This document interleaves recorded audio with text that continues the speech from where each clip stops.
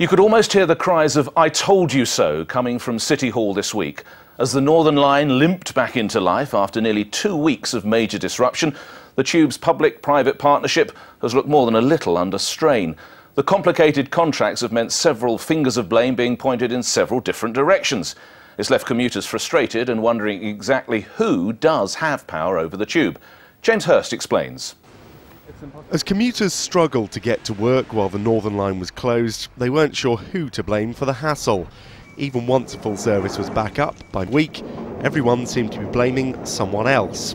To understand why, you need to look at how responsibility for the Tube network is broken up, rather like the overground rail system.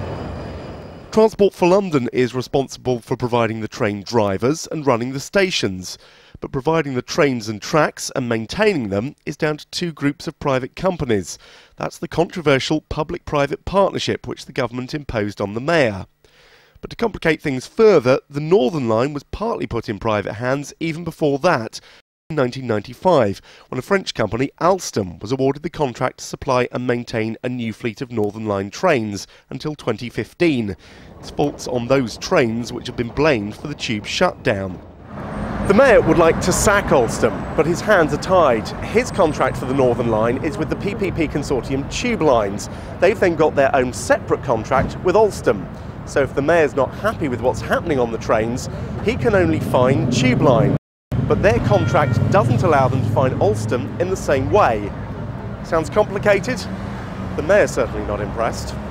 This is the worst performing line on the Underground. The contract of this PFI is so inadequate in its penalty regime that whereas we will be imposing penalties on Tube Lines for failure to deliver the service, the contractor Alstom will be paid in full.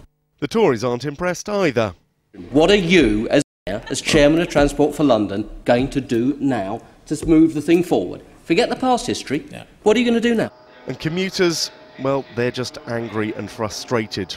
Alstom have been defending their maintenance record this week, but they've admitted they're in talks to get a more straightforward contract and simplify their relationship with Tube Lines.